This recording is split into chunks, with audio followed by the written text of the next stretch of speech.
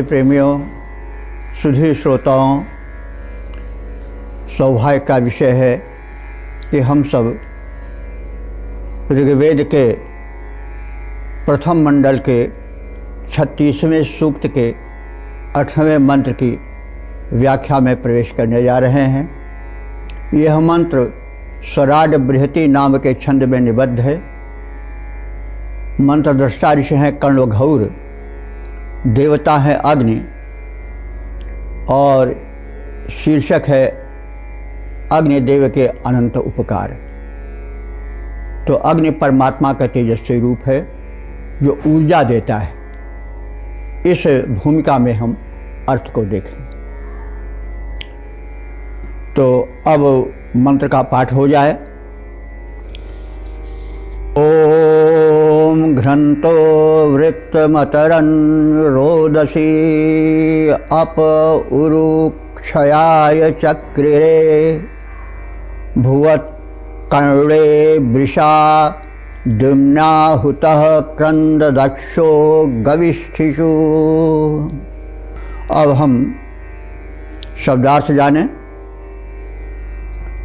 घ्रंतो, घ्रंतो माने घ्रन शब्द है, घ्रन माने मारना और घ्रंतो माने मारते हुए, प्रहार करते हुए।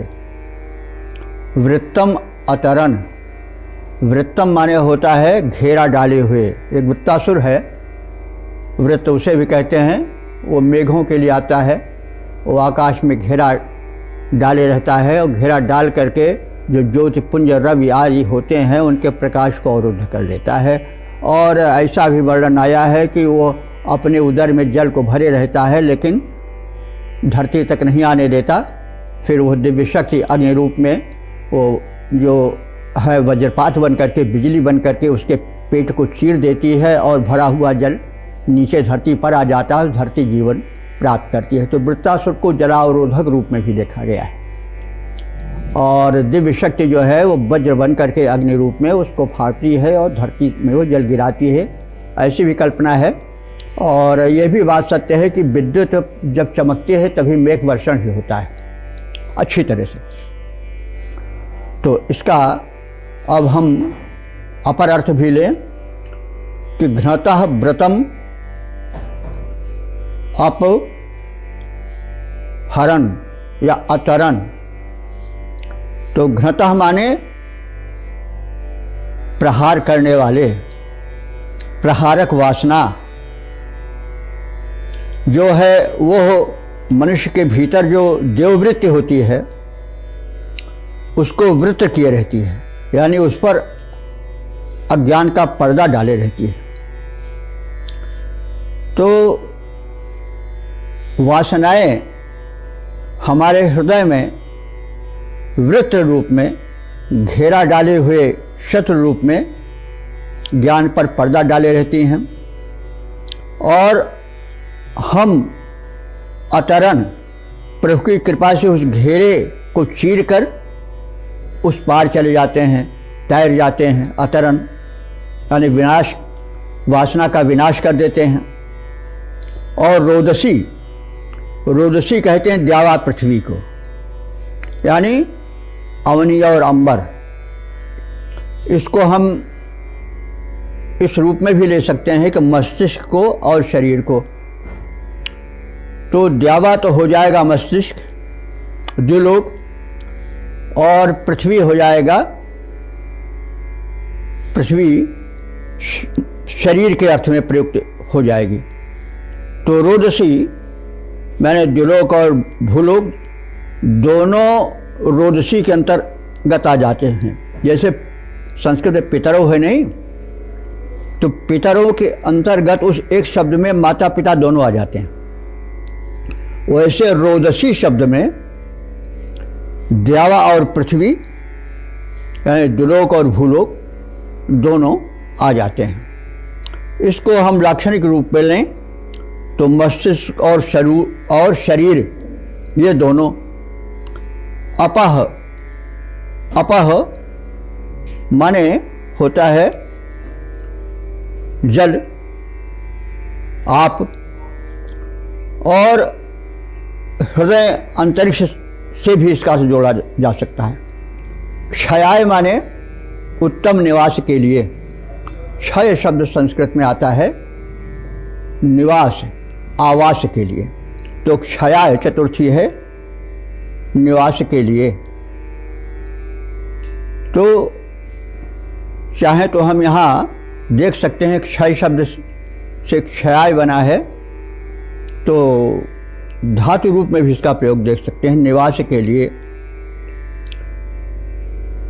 उर चक्रिरे, उर माने विस्तृत, चक्रिरे माने करते हैं, यानी विशाल बनाते हैं। हम हृदय को विशाल बनाते हैं ताकि उसमें छाई हुई जो वासनाएं हैं, जो वृत्त रूप में, वृत्तासुर रूप में ढके हुए हैं हृदय की सद्भावनाओं को, उनको विनष्ट करके हम क्षयाय माने उत्तम भावनाओं को बसाने के लिए पर्याप्त रूप से सुरक्षित कर सकें, विस्तृत कर सकें। इस प्रकार से हम अपने हृदय को वासनाओं से, वासनाओं से विरहित करके, दूर करके अपना संरक्षण पा सकते हैं। और हे अग्नि रूप तेजस्वी प्रभु, आप जो हैं कर्णवे, कर्ण ऋषि को भी कहा जाता है, कर्ण ऋषि के मंत्र के दृष्टा हैं, लेकिन प्रत्येक नाम कोई न कोई अर्थ समेटे अवश्य होता है। तो कर्ण का अर्थ होता है मेधावी या ज्ञानी। तो आप ज्ञानी साधक के लिए, कर्णवे चतुर्थी एक वचन हो जाएगा, कर्ण के लिए अर्थात मेधावी पुरुष के लिए। वृषा, वृषा सब प्रकार के सुखों को वर्षा करने वाले, प्रदान करने वाले पर्याप्त रूप में।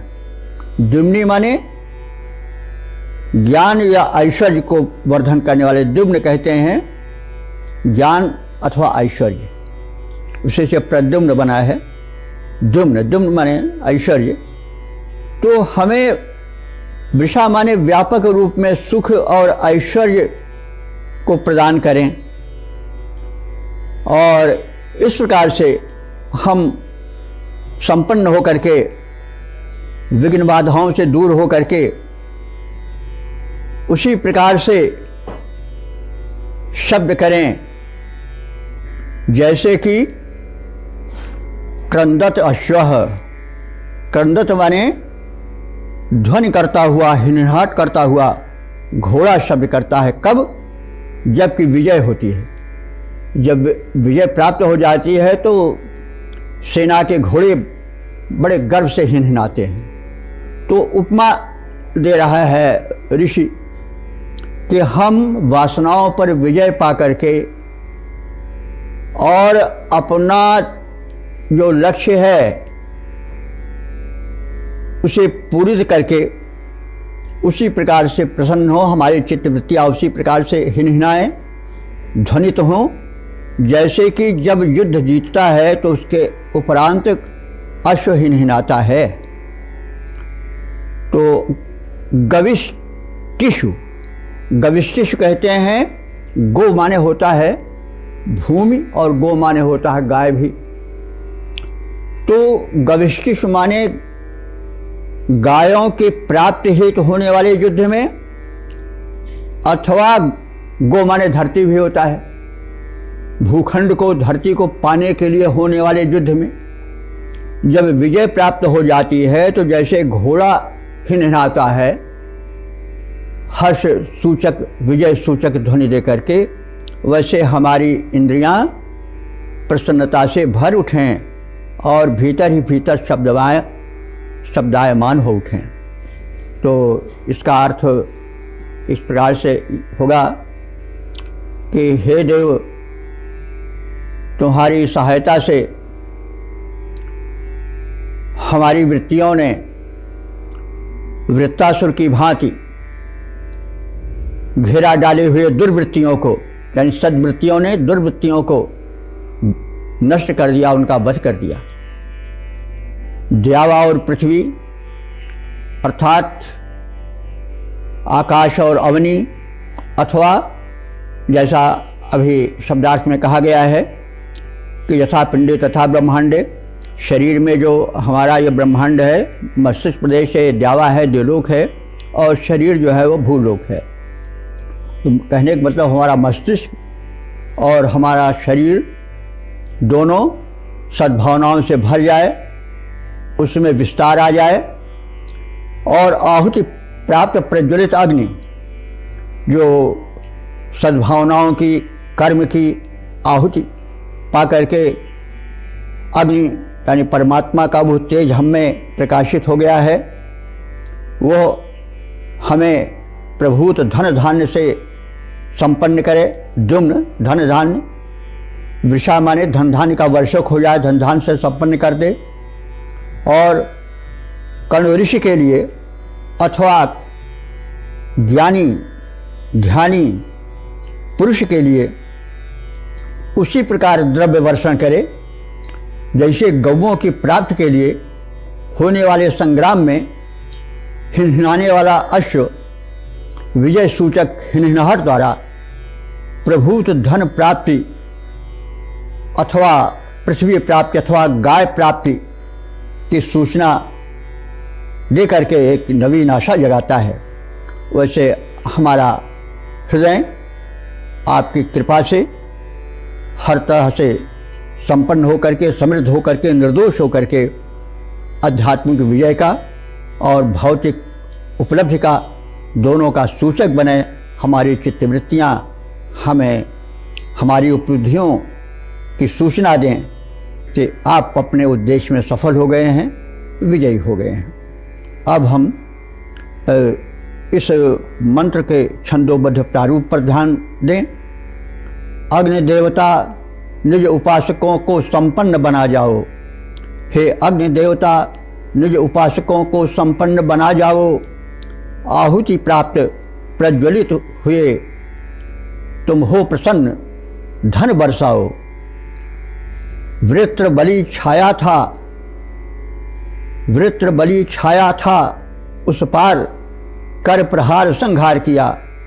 वृत्र बलि छाया था, उस पार कर प्रहार संहार किया। द्यावा पृथ्वी अंतरिक्ष का भली भांति विस्तार किया। तो उसी प्रकार से तुम हमारे हृदय में छाई हुई वासनाओं का संहार करके हमारे हृदय को निर्मल बना चुके हो। अश्वहीन हिनाता, अश्वहीन हिना करके रण में विजय बताता है जैसे। विहो प्राप्ति का हर्ष लुटाओ, देव प्रसन्न हुए वैसे। जन जन के मन में है भगवन, हर्ष हिलोरे बन आओ। जन जन के मन में है भगवन, तुम हर्ष हिलोरे बन आओ। अग्नि देवता निज उपासकों को संपन्न बना जाओ। आहुति प्राप्त प्रज्वलित हुए तुम अन्न और धन बरसाओ। तुम अन्न और धन बरसाओ, हे अग्नि देवता आ जाओ। ओम हरि ओम। वेद प्रेमियों, सुधीर श्रोताओं, परम सौभाग्य का विषय है कि संप्रति हम सब ऋग्वेद के प्रथम मंडल के 36वें सूक्त के 9वें मंत्र की व्याख्या में प्रवेश करने जा रहे हैं। यह मंत्र नृचदु परिष्टाद बृहति छंद में निबद्ध है। इसके दृष्टा ऋषि हैं कण्वघौर, देवता हैं अग्नि। विषय है प्रदीप्त अग्नि धूम द्वारा यज्ञ होने की व्यापक सूचना दे। यज्ञ शुभ कर्म है, शुभ कर्म का प्रचार प्रसार होना चाहिए, उसकी सूचना होनी चाहिए। अर्थ करते समय हम उसकी व्यापकता पर भी ध्यान दें। तो अब हम मंत्र का पाठ करेंगे। ओम संसीदस्व महासी शोचस्व दीववीतमः ओम संसीदस्व महाअशिशोचस्व देववीतमः विधूमग्ने अरुषं येध्य सृज प्रशस्त दर्शतम। और अन्वय परक शब्दार्थ जाने। देव, हे देव, अग्नि का संबोधन है जो दीप्तमान हो, दीप्ति फैलाए और प्रदान करे, वह देव है। तो हे देव अग्नि, समसीदस्व, सम उपसर्ग है, सीद क्रिया है। सीद माने बैठना, उस्था के अर्थ में है। तो हे देदीप्यमान अग्निदेव, संसीदस्व, तुम यज्ञवेदी में भली प्रकार से प्रज्वलित हो जाओ, बैठ जाओ, प्रज्वलित हो जाओ। अथवा हम भक्त हैं, हमारे हृदयासन पर बैठ जाओ, कुशासन पर बैठ जाओ। मतलब किसी को हम बुलाते हैं तो सबसे पहले उसके बैठने का प्रबंध करते हैं, आसन देते हैं। तो यह भाव है यहाँ। संसीदस्व, सम्माने भली प्रकार से, सीदस्व माने बैठ जाओ। तो अग्नि प्रज्वलित रूप में वेदी में, यज्ञ वेदी में बैठें, यज्ञ कुंड में बैठें, अथवा कुशासन पर बैठें, अथवा भक्ति रूप में हृदयासन पर बैठें, उपास्य देव के रूप में। महानसी, हे अग्निदेव, तुम महान हो, साधारण नहीं हो। देववीतमः शोचस्व, देवों की कामना करते हुए। देववीतमः माने तुम देवों के आगमन की कामना करते हुए। शोचस्व, शोचस्व माने प्रकाशित हो जाओ। तो यहाँ देवगण आवे, इसकी कामना करते हुए, हे देव, तुम यहाँ इस यज्ञ स्थल पर प्रकाशित हो जाओ। मेध्य, प्रशस्त अग्नि, ये विशेषण है सब अग्नि के। मेध्य माने पवित्र, हे पवित्र। और प्रशस्त, प्रशस्त माने प्रशंसित, विस्तृत गुण वाले अग्नि, अग्रगामी, ऊर्ध्वगामी और ऊर्ध्व गमन में सहायक पवित्र अग्निदेव, तुम अरुषम, अरुषम कहते हैं, रुष माने होता है रोष, और अरुषम निगेशन है। अपने रोष को यहाँ न प्रकट करो। अग्नि तो रुष्ट हो जाता है तो दावाग्नि बन जाता है। तो अरुषम, अरुषम माने जो रुष्ट न हो, सौम्य हो, कष्टकारक न हो। दर्शतम माने जो दर्शनीय हो। धूम माने धूम को, यज्ञ में धूम उठता है और धुएं उठने से चारों ओर यह सूचना हो जाती है कि यज्ञ हो रहा है। इसीलिए धूम को अग्निध्वज भी कहा गया है।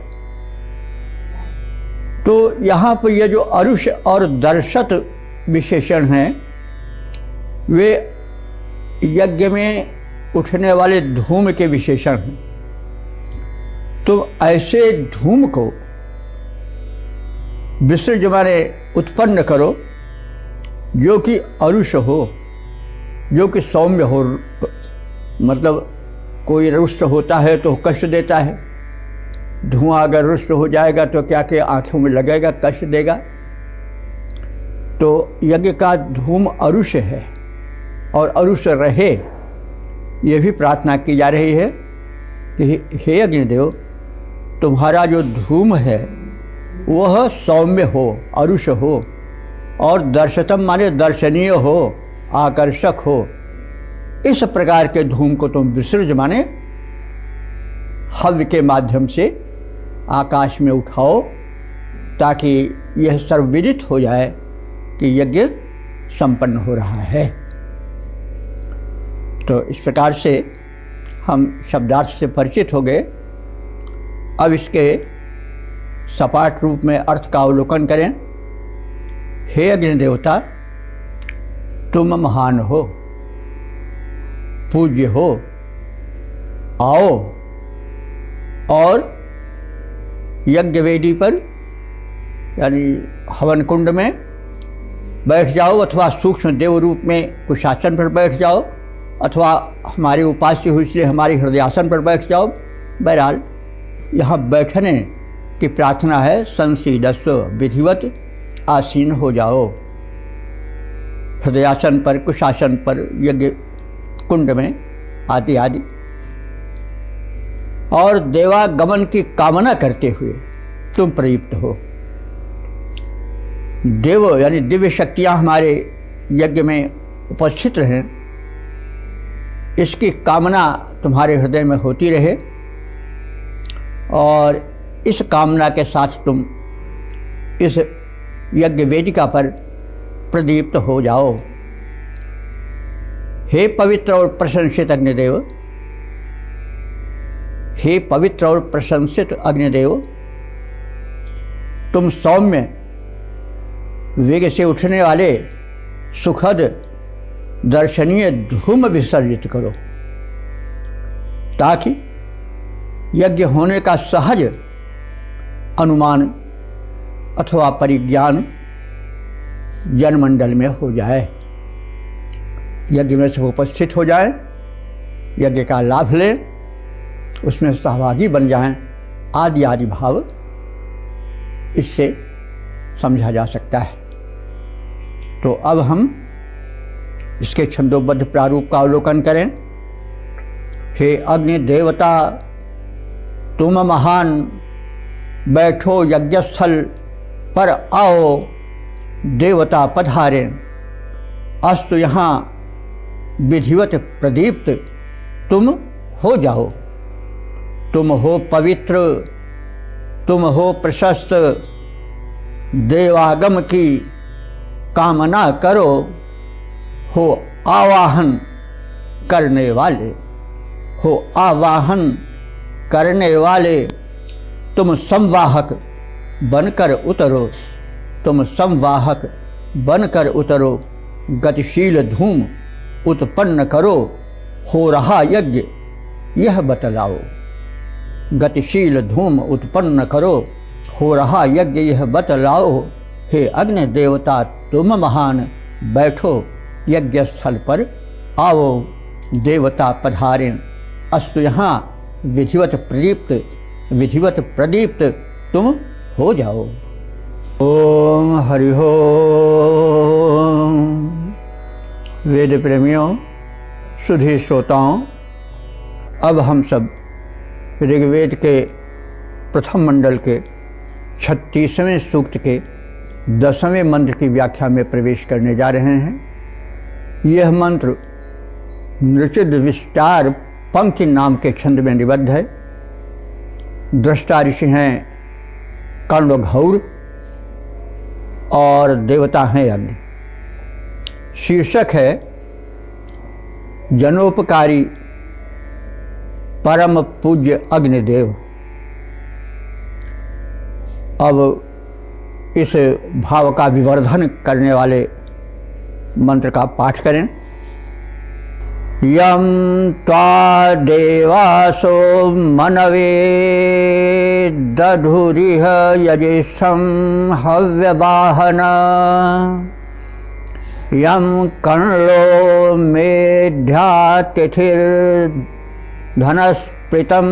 यम वृषा यमुपस्तुतुः। तो शब्दार्थ अन्वय परक जाने। हव्यवाहन, यह संबोधन है अग्नि का। हे हव्यवाहन, हव्य को वहन करने वाले। हव्य पदार्थ जो अग्नि में आहुति रूप में दिए जाते हैं, उनके सारे भाग को तुम वहन करके दिव्य शक्तियों तक ले जाते हो, वातावरण को परिशोधित करते हो। तो हे हव्यवाहन, मनवे, मनवे माने मनुष्य के लिए चतुर्थी एक वचन है। एक वचन कभी कभी बहुवचन का भी काम करता है। जैसे मनुष्य नश्वर प्राणी है तो कहा गया है एक वचन मनुष्य, लेकिन वो सब मनुष्यों के लिए उपयुक्त होता है। तो मनवे मनुष्यों के लिए देवासा, देवासा जो है वो देव शब्द का बहुवचन है वैदिक संस्कृत में। देवसा, देवासा माने देव लोगों ने या दिव्य शक्ति संपन्न प्रशस्त देवताओं ने यजिष्ठम, यजिष्ठ कहते हैं यजनीय माने पूजनीय, यह विशेषण है अग्नि का। तो हे अग्निदेव, तुम यजिष्ठ हो, पूज्य हो और देवासा दिव्य शक्तियों ने त्वा इह दधु, त्वा माने तुमको, इह माने इस, अर्थात इस यज्ञस्थल पर, दधु माने धारण किया है, अर्थात तुम्हारी स्थापना कराई है। और एक चीज़ और जान ले, देव विद्वान को भी कहा जाता है। तो विद्वान का अर्थ शब्दार्थ करके भी हम यहाँ पर अर्थ लगा सकते हैं। विद्वानों ने यानी विद्वान ऋतुजों ने तुम्हारी यहाँ पर इस यज्ञस्थल पर स्थापना की है यजन के हेतु। और मेध्या तिथि कण्व यम धनस्पृतम, यम माने जिस, जिस तुम, धनस्पृतम माने धन प्रदाता को, अग्निदेव का विशेषण है। अग्नि धन धान्य प्रदान करने वाले हैं। तो जिस तुम धन स्पृतम माने धन प्रदाता अग्नि को, मेध्यातिथि कण्व, मेध्यातिथि कण्व, कण्व एक ऋषि थे जो मंत्रद्रष्टा हैं। अभी कण्व घौर का नाम लिया गया है और पहले इनका परिचय भी दिया गया है। तो मेध्यातिथि इनका विशेषण था, इनके नाम के साथ लगता था, क्योंकि ये अतिथि के पूजक थे, अतिथि को बड़ा सम्मान देते थे, इसीलिए इनको मेध्यातिथि भी कहा जाता था। हमारे यहाँ वैदिक संस्कृत और संस्कृति में अतिथि को देवतुल्य स्थान दिया गया है, बल्कि देवता ही कहा गया है। अतिथि देवो भव ऐसा कहा गया है। और अतिथि वो है जो बिना तिथि बताए हुए ही आ जाए। जब तिथि बता दिया कि हम अमुक तारीख को आवेंगे, तब वो अतिथि कहाँ रहा। अतिथि वो है जो कि बिना तिथि की सूचना दिए ही अचानक पहुँच जाए। तो हमारी कल्चर में, हमारी संस्कृति में यह मान्यता है कि अतिथि देवो भव, वह व्यक्ति बड़ा महान माना जाता था जो अतिथि को देवता मानकर उसकी पूजा करता था, सत्कार करता था। तो जो कण्व ऋषि थे, जो मंत्रद्रष्टा हैं, इनका एक वैशिष्ट्य यह भी था कि ये अतिथि की बड़ी पूजा करते थे, बड़ा सत्कार करते थे। तो मेध्य तिथि कण्व, मेध्यातिथि कण्व ऋषि ने तुम धन स्मृतम धन प्रदाता अग्नि को धारण किया। दधे, दधे माने धारण किया, अर्थात तुम्हारी महत्ता स्वीकार की, वृषायम उपस्तुतः। वृषा कहते हैं वर्षा करने वाले देव। इंद्र को वर्षा का अधिपति माना जाता है। कृषि प्रधान देश में वर्षा का बड़ा महत्व है। तो वृषा यहाँ पर है इंद्र के लिए। वृषा का अर्थ वर्षणकारी, अथवा वृषा माने बलवान भी होता है। तो बलवान इंद्र को अथवा वर्षा के अधिपति इंद्र को यह अर्थ हुआ। तो तात्पर्य कहने है कि तुम्हारा जो सत्कार करने वाले हैं, सम्मान करने वाले हैं, वो देवाधिदेव यानी देवेंद्र, वर्षा के स्वामी और बलवान इंद्र भी हैं। और उपस्तुतः, और तुम्हारे समीप आकर के स्तुति करने वाले और भी तुम्हारे उपासक हैं। तो कहने का मतलब हुआ कि हे अग्निदेव, तुम्हारे उपासक मेध्यातिथि ही नहीं, हम सभी नहीं, बलवान और वर्षा के अधिकारी स्वामी इंद्र भी हैं। और वही नहीं, उपस्तुतः, तुम्हारे समीप उपस्थित होकर के अन्यान्य तुम्हारे भक्तगण भी तुम्हारी स्तुति करने वाले हैं और तुम्हें दधे माने धारण करने वाले हैं। धारण करने मतलब तुम्हें स्थापित करने वाले हैं, तुम्हारा सम्मान करने वाले हैं, यजन पूजन करने वाले हैं। तो इस प्रकार से शब्दार्थ हमने देख लिए। अब एक स्वर में इस मंत्र का विस्तार भी या भावार्थ भी हम देख लें। हे हविवाहक अग्निदेवता, तुम परम पूज्य हो। मानवों के हितार्थ सब देवों ने यजनीय यानी पूजनीय तुमको इस यज्ञ में धारण किया, अर्थात तुम्हारी महत्ता स्वीकार की। धन प्रदाता तुझको यानी तुम धन प्रदायक हो, ऐसे तुमको मेध्यातिथि माने अतिथि के सत्कार करने वाले अथवा पूजा करने वाले कण्व ऋषि ने भी तुम्हें धारण किया, तुम्हें यज्ञवेदी में स्थापित किया। और देवेंद्र ने भी, जो कि परम बलवान हैं और वर्षा के अधिकारी देव हैं, उन्होंने भी और अन्यान्य तुम्हारे उपासक स्तुतिकर्ताओं ने भी तुम्हें धारण किया, तुम्हारी महत्ता स्वीकार की, तुम्हें यज्ञवेदी में स्थापित किया अथवा अपने हृदय स्थल में धारण किया, स्थान दिया।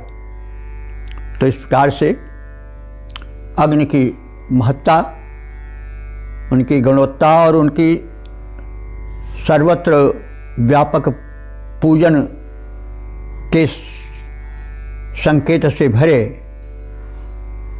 इस मंत्र के शब्दार्थ और भावार्थ से हम परिचित हुए। संदेश है कि हम भी अग्नि की उपासना करें। अग्नि के विषय में बहुत कुछ बताया जा चुका है। अग्नि का बड़ा व्यापक रूप है। अग्नि हम पर संतुष्ट रहेंगे तो हमारा सब कार्य होता रहेगा, क्योंकि अग्नि शरीर में भी हैं, सूर्य रूप में भी हैं, प्रकाश रूप में भी हैं, ऊष्मा रूप में भी हैं, जीवन रूप में भी हैं।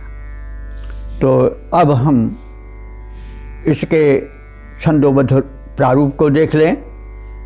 हे अग्नि देवता, देवों तक तुम हविष्यान पहुँचाते हो। हे अग्नि देवता, देवों तक तुम हविष्यान पहुँचाते हो। तुम परम पूज्य हो, देव प्रवर जन के हित में लग जाते हो। मानव हितार्थ देवों ने मिल तुमको स्थापित यहाँ किया। मेध्यातिथि कर्णादिक ने भी धारण करके सत्कार किया। इंद्र और अन्यों ने भी स्तुतियाँ की। तुम धनप्रद बनकर आते हो, क्योंकि तुम धनप्रद बनकर आते हो। हे अग्निदेव, हे अग्नि देवता, देवों तक तुम हविष्यान्न पहुँचाते हो। तुम परम पूज्य हो देव प्रवर, जन के हित में लग जाते हो। अग्निदेव का ये हम रूप देखें कि वे दिव्य शक्तियाँ जो हैं, जैसे पवन हैं और जो आकाश हैं, अंतरिक्ष हैं, उन सब में अपने गुण को फैलाते हैं और उनका जो परिशोधक, पर्यावरण शोधक रूप है और जो उनका विषाणुओं को मारने वाला गुण है, वह सर्वत्र फैल जाता है। यह संदेश है कि मानव सदैव आहुति दें, अग्नि की उपासना करें। अगर ऐसा होता रहे तो तमाम जो आज कीट फैले हुए हैं, कोरोना आज, ये पनपने ही न पावें, वातावरण सुबास से भर जावे और वो जो धूम होता है अग्नि का, निकलता है यज्ञ कुंड से औषधीय, वह जो है वो विषाणुओं को मारता है और आकाश में ऊपर जाकर के बादलों से मिल करके जो जल बरसाता है वो परम पवित्र होता है और आरोग्यप्रद होता है। इस वैज्ञानिकता को भी हम अपने हृदय में रख करके अग्नि देव का ध्यान करें, उपासना करें, मंत्र को समझें, यह अनुरोध है।